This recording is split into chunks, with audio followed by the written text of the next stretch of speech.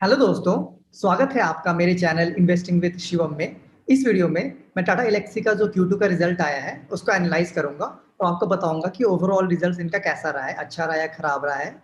और साथ ही साथ में अगर आप टाटा एलेक्सी शेयर को अगर आप आपके पास है या अगर आप बाई करना चाहते हैं तो आप मेरा शेयर एनालिसिस वीडियो भी इसका देख सकते हैं जो मैं पहले ही अपलोड कर चुका हूँ। उसका लिंक आपको मैं डिस्क्रिप्शन में मिल जाएगा, यहाँ पे उसका लिंक जो है टाटा एलेक्सी के शेयर एनालिसिस का वीडियो।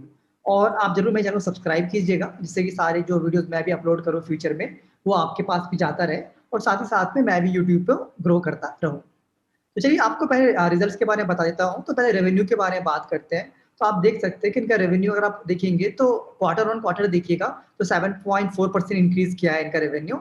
अगर आप ईयर ऑन ईयर देखिएगा तो 11.5% इंक्रीज किया है। और अगर आप हाफ ईयरली देखिएगा, इस साल के हाफ ईयरली रिजल्ट को लास्ट ईयर के हाफ ईयरली रिजल्ट से कंपेयर करिएगा तो 11.1% इंक्रीज किया है। तो मुझे लगता है अच्छा खासा रेवेन्यू ग्रोथ हुआ है इनका, 11% का जो ग्रोथ हुआ है ईयर ऑन ईयर, अच्छा है, डबल डिजिट का ग्रोथ है ऑलमोस्ट। तो अच्छा खासा ग्रोथ हुआ है टाटा एलेक्सी का इसमें। अगर आप प्रॉफिट बिफोर टैक्स देखिएगा तो आप देख सकते हैं कि प्रॉफिट बिफोर टैक्स अगर आप क्वार्टर ऑन क्वार्टर देखते हैं तो आप देख सकते हैं, सॉरी पहले यहाँ पे PBT increase by 17% from Q1 to basically quarter on quarter है। 17% इंक्रीज हुआ है क्वार्टर ऑन क्वार्टर। अगर आप ईयर ऑन ईयर देखते हैं तो 56% इंक्रीज हुआ है प्रॉफिट बिफोर टैक्स, जो कि बहुत ही अच्छा खासा इंक्रीज हुआ है। और अगर आप हाफ ईयरली देखते हैं, इस साल के हाफ से पिछले साल के हाफ को कंपेयर करते हैं तो 45% इंक्रीज प्रॉफिट बिफोर टैक्स किया है, क्योंकि बहुत ही अच्छे number right. Even 17% quarter on quarter ही बहुत ही अच्छा नंबर है। और अगर ईयर ऑन ईयर देखिए और 56% इंक्रीज है राइट, तो बहुत ही अच्छे इनका प्रॉफिट बहुत ही अच्छा इंक्रीज हुआ है। और भी कुछ इनके ऑपरेटिंग मैट्रिक्स को देखते हैं तो देखिए इनका जो रेवेन्यू आता है वो टिपिकली मोस्टली यूरोप और यूएसए से आता है। तो आप देख सकते हैं इस क्वार्टर में Q2 FY21 में 38% रेवेन्यू यूरोप से आया है, 34% यूएसए से आया है, इंडिया से 12%। बेसिकली मोस्ट आईटी कंपनीज का ज्यादा रेवेन्यू इंडिया के बाहर से ही आता है। अगर आप रेस्ट ऑफ वर्ल्ड से देखिएगा तो 15% आया है। तो उतना ज्यादा चेंज हुआ नहीं है पिछले क्वार्टर से, थोड़ा सा यूरोप में इंक्रीज हुआ है, 35-38 हो गया है, यूएसए में थोड़ा सा डिक्रीज हुआ है, इंडिया में थोड़ा सा डिक्रीज हुआ है, रेस्ट ऑफ वर्ल्ड सेम रहा है। अगर आपने कस्टमर कंसंट्रेशन देखिएगा तो टॉप जो है टॉप क्लाइंट से इनका 13% रेवेन्यू आता है, जो कि पिछले साल सेम क्वार्टर 16% था। तो इनका एक्चुअली क्या है, इनकी जो टॉप कस्टमर है वो बेसिकली जैगवर और लैंड रोवर है। तो थोड़ा ये डिपेंडेंसी इनसे कम करना चाह रहे हैं और ठीक है 13% हो गया, बट हाँ थोड़ा और कम करना चाहिए। 13% भी कुछ ज्यादा होता है, कंसंट्रेट करना इतना ज्यादा एक क्लाइंट पे। अगर आप टॉप 5 पे देखिएगा तो 36% है और टॉप 10 पे अराउंड 50%, टॉप 10 कस्टमर से इनका 50% रेवेन्यू आता है। और कुछ इंप्लॉय मेट्रिक्स में इंप्लॉय काउंट भी इंक्रीज हुआ है, तो आप देख सकते हैं कंपेयर टू पिछले क्वार्टर उतना ज्यादा नहीं हुआ है, but last year same quarter से अच्छा खासा इंक्रीज हुआ है।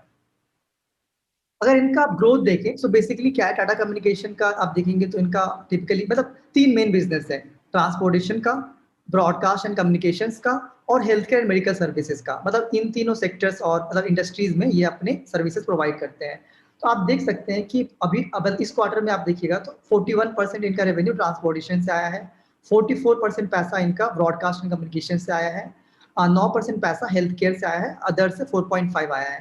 तो एक चीज आप देख सकते हैं, ट्रांसपोर्टेशन से इनका डिपेंडेंसी कम होते जा रहा है, 48 से 42 अब 41 हो गया है। ब्रॉडकास्ट कम्युनिकेशन से इनका रेवेन्यू इंक्रीज होते जा रहा है, अब तो 44% पैसा इनका ब्रॉडकास्ट से आ रहा है। और हेल्थ केयर और मेडिकल में भी इनका आप देख सकते हैं इंक्रीज हो रहा है, 6.5% पैसा आता था Q2 FY20 पिछले साल सेम क्वार्टर से, फिर पिछले क्वार्टर में 8.6 आ रहा था, अभी 9.1 आ रहा है। तो अच्छा ग्रोथ हो रहा है यहाँ पे। अगर आप क्वार्टर ऑन क्वार्टर ग्रोथ देखिएगा ट्रांसपोर्टेशन में तो अराउंड 4.8% का हुआ है, ईयर ऑन ईयर डिक्लाइन हो गया है, जो कि ट्रांसपोर्टेशन और डिपेंडेंसी कम हो रहा है, ग्रोथ भी कम हो रहा है। अब ब्रॉडकास्ट एंड कम्युनिकेशन देखिएगा तो क्वार्टर ऑन क्वार्टर 6% का ग्रोथ हुआ है और ईयर ऑन ईयर 19% का ग्रोथ हुआ है, जो कि बहुत ही अच्छा है ब्रॉडकास्ट कम्युनिकेशन में। हेल्थ केयर एंड मेडिकल इनका फास्टेस्ट ग्रोइंग है, आप देख सकते हैं, इस इंडस्ट्री सबसे फास्ट ग्रो हो रहा है। 14% ग्रो हुआ है, इस इंडस्ट्री से रेवेन्यू 14% ग्रो किया है और 50% ग्रो किया ईयर ऑन ईयर। आप देख सकते हैं सबसे फास्ट इनका ग्रो जो हो रहा है, जो इंडस्ट्री जो वर्टिकल इनका ग्रो कर रहा है वो health care and medical, second fastest है ब्रॉडकास्ट एंड कम्युनिकेशन और सबसे स्लो हो गया ट्रांसपोर्टेशन।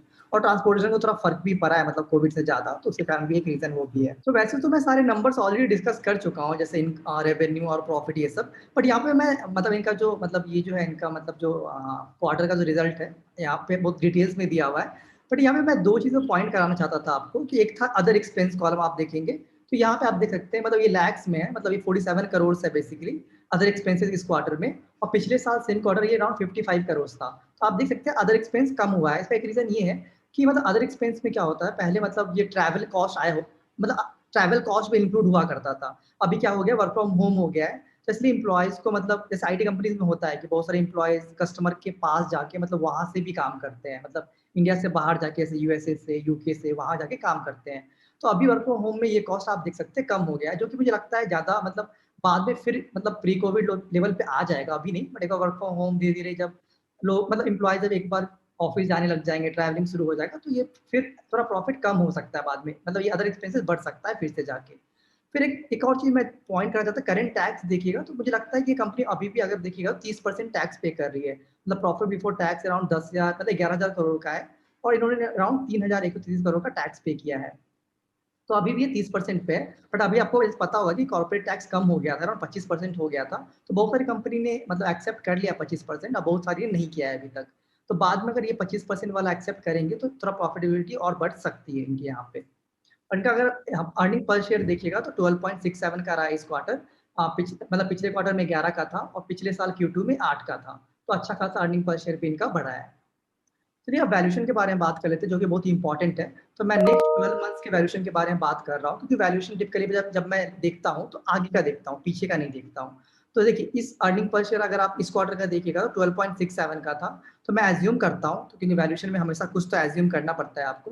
तो मैं एज्यूम करता हूँ कि मतलब ये जो अर्निंग पर शेयर है इनका, ये रहेगा अगले मतलब 3 क्वार्टर्स में भी। मतलब इस क्वार्टर में प्लस अगले 3 क्वार्टर में भी ये अर्निंग पर शेयर इनका सस्टेन कर सकता है। मतलब ऑफ कोर्स इंक्रीज़ तो होने का चांस है ही बहुत ज़्यादा, पर मैं बस बोल रहा हूँ सस्टेन कर सकता है इतना। अगर सस्टेन भी कर गया तो अर्निंग पर शेयर अराउंड 50 का हो जाएगा इनका टोटल, राइट? और इनका प्राइस अराउंड 1508 या कुछ का है, राइट? टाटा एल्क्सी का प्राइस, आज का प्राइस। तो around price to earning ratio हो जाता है अराउंड 30 का। तो आप देखिएगा तो देखिए इनका मतलब टिपिकली आईटी कंपनीज़ का प्राइस टू अर्निंग इतना हुआ नहीं करता था। आप इवन टीसीएस ये सब का भी देखिएगा तो 25 या 20 पे ट्रेड किया करती थी। मतलब कुछ टाइम पहले, मतलब अगर आप 6-7 मंथ पहले लीजिएगा तो। बट हाँ, जब से कोविड हुआ है और जैसे मतलब बहुत सारे लोग आईटी कंपनीज़ में बहुत सारा पैसा लगा है और आईटी कंपनीज़ के स्टॉक प्राइसेज़ बहुत बड़े हैं, तो प्राइस टू अर्निंग भी बहुतों का बढ़ गया है। तो मैं बस आपको बताना चाह रहा था कि प्राइस टू अर्निंग जो इनका बढ़ा है, मतलब ये सही में मतलब सही है या नहीं है, मतलब मैं आपको ये बताना चाह रहा था। देखिए इनका प्राइस टू अर्निंग 30 है, मतलब थोड़ा ज़्यादा तो हो गया है पहले से। मतलब पहले 20-25 हुआ करता था, अभी 30 हो गया है। बट एक चीज़ और देखिए इनका कंपाउंडेड सेल्स ग्रोथ देखिए, पिछले 10 साल में 16% पे ग्रो किया है, पिछले 5 साल में 14% किया है। और अगर आप मतलब पिछले 3 और 1 साल में भी देखिएगा तो अराउंड डबल डिजिट्स में ग्रो इनका रेवेन्यू कर रहा है। इनका प्रॉफिट भी अगर आप देखिएगा तो अराउंड 18 से 20% आराम से ग्रो कर रहा है पिछले 10 साल, 5 साल, 3 साल में। तो देखिए, अब मुझे जैसे टाटा एल्क्सी के बारे में टाटा एल्क्सी अभी भी 10,000 मार्केट कैप है इनका, उतनी बड़ी कंपनी है नहीं। तो मुझे लगता है इसको ग्रोथ का चांस बहुत ज़्यादा है इसके पास। ये आराम से मतलब 15-20% में प्रॉफिट ग्रो कर सकती है, मतलब अगले 5 साल में भी। सेल्स भी आराम से 10% में ग्रो कर सकती है ये कंपनी। तो मुझे वैल्यूएशन 30 मतलब रीज़नेबल लगता है, मतलब ओवर वैल्यूड नहीं लगता, मुझे रीज़नेबल लगता है, सही लगता है बस। बट मैं ये भी कहूँगा कि मतलब अगर 30 से या 40 हो जाए तो हाँ, मुझे थोड़ा ओवर वैल्यूड लगने लग जाएगा, इतना भी ज़्यादा हो गया तो। तो मुझे रीज़नेबल लगता है और मुझे इस प्राइस मतलब करंट प्राइस सही लगता है, मतलब उतना मुझे अपसाइड दिखता नहीं है करंट प्राइस से, सही मेरे मतलब ये मेरा व्यू है। मुझे उतना अपसाइड नहीं दिखता इसमें करंट प्राइस पे और करंट वैल्यूएशन पे। बट हाँ, अगले क्वार्टर में अगर अर्निंग्स सस्टेन करेंगे, सस्टेन क्या मतलब फिर से अगर अर्निंग्स 15-20% बढ़ता है तो हाँ, फिर प्राइस ही फॉलो करना चाहिए उसके अनुसार से। बट अभी के लिए मुझे वैल्यूएशन इनका सही लगता है, जो इनका है मतलब अभी। और ये फ्यूचर के मतलब इनका स्टॉक प्राइस पहले से आपने देखा होगा बढ़ना शुरू कर दिया था। मतलब लोगों को पता था पहले से, मतलब मार्केट को पता था पहले से कि इनका इस क्वार्टर का रिजल्ट अच्छा रहेगा, क्योंकि इनका स्टॉक प्राइस आपने देखा होगा कि 900 या 1000 था, मुझे याद है, मतलब पिछले 3-4 महीने में, और अभी 1500 पे हो गया है। मतलब लोग मार्केट को पता था कि इस कंपनी का अर्निंग्स अच्छा आने वाला है। तो मतलब मुझे लगता है वैल्यूएशन मतलब रीज़नेबल है और जितना है उतना होना चाहिए, ठीक है मेरे अंदाज से। और सब आईटी कंपनी जो इससे भी स्लो ग्रो कर रही है, मतलब इनका प्रॉफिट इनसे भी स्लो है, इनका रेवेन्यू इनसे भी स्लो है, वो भी मतलब 30 पे मतलब है प्राइस अर्निंग पे। तो मुझे सही लगता है इनका, मतलब यही बस बताना चाह रहा था आपको मैं वैल्यूएशन, क्योंकि वैल्यूएशन हमेशा इंपॉर्टेंट होता है, मतलब अगर आप किसी भी शेयर को देखते हैं तो। सो इस वीडियो के लिए इतना ही। और अगर आपको कोई भी क्वेश्चन हो टाटा एल्क्सी से रिलेटेड या इस क्वार्टरली रिजल्ट से रिलेटेड, जरूर आप कमेंट सेक्शन में मुझसे पूछ सकते हैं। धन्यवाद।